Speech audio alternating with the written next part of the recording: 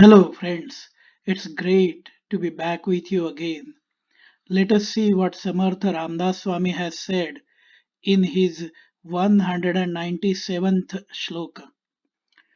नभा सारिखे रूपया राघवाचे मनी चिंतिता मूळ तुटे भवाचे तया पाहता देह बुद्धी उरेना सदा सर्वदा आर्त पोटी Purena.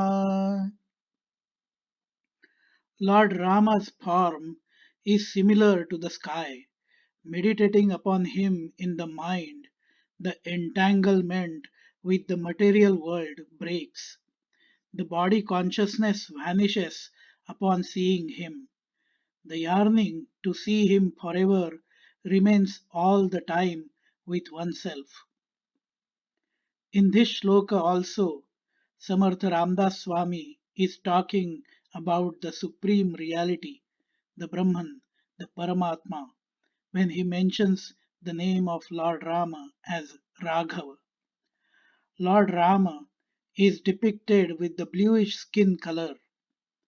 In the Rama Raksha Stotra, there is a mention of him as Dhyatva Nilotpalashyamam Ramam Rajivalochanam, which means meditating on Lord Rama, who is like the blue lotus flower with darker skin and who has lotus like eyes. Blue color represents the vastness as seen in the sky. So, on the first look, the first line of this shloka seems like saying that Lord Rama's color is blue like the sky color. But the deeper meaning here, which Samartha Ramdas Swami is really saying, is that the supreme reality, the Brahman, is vast and infinite, just like the sky. When we look up in the sky, we don't realize the real vastness until we see the stars in the night sky. The stars, which are almost 1500 light years away, also can be seen at that time. Just to understand this number, one light year is equivalent to 9.46 trillion kilometers. And this is just what we can see with our eyes. And there is much more beyond what we can see. Such is the depth and vastness of the sky. In the same way, the supreme reality is infinite and all pervading. And that is why Samartha Ramdas Swami is giving an example of the sky just so that we can imagine the supreme reality a little bit. Then Samartha Ramdas Swami says that by meditating upon the supreme reality, the way we are stuck in the unending cycle of life and death gets broken, meaning we can get salvation. In the past lives, not sure how many of those we have been through, we have accumulated the experiences we went through, the emotions we went through, the desires, greed, and attachments we have left unfulfilled. Then add to that the experiences and desires we have accumulated in this life until now. All these get entangled into one another so much so that they form a kind of unbreakable knots.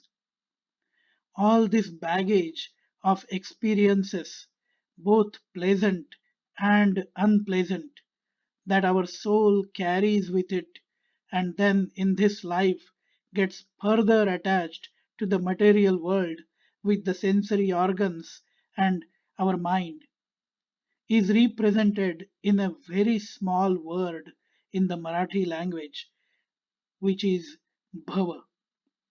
In many of the shlokas and scriptures, there is always a mention of this bhava and the fear it causes within us, bhaya.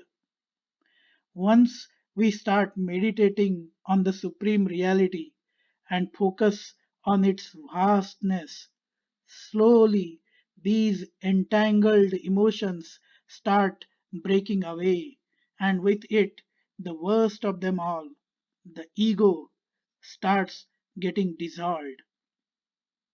Just by seeing or by imagining about the supreme reality, our ego, our attachment to this body and mind starts vanishing. The continuous focus that we have on me, mine, I, and along with that, the dualistic mindset which we have starts getting reduced. And there will be one day that it will be completely gone and we will merge into the supreme reality. All the sensory desires will go away except for the real needs of living this life. Many saints have described how they became one with the supreme reality. Even after all of this, the real devotees will still have the unending longing to see the supreme reality all the time, so much so that it will be tough to live the life without that yearning. Then we will be constantly thinking about the supreme reality and about its representations in the form of gods like Lord Rama and Lord Sri Krishna. Friends, if you have liked this explanation, feel free to provide your feedback and do like, share, and subscribe to the YouTube channel A Dialogue with Our Mind. जय जय रघुवीर समर्थ।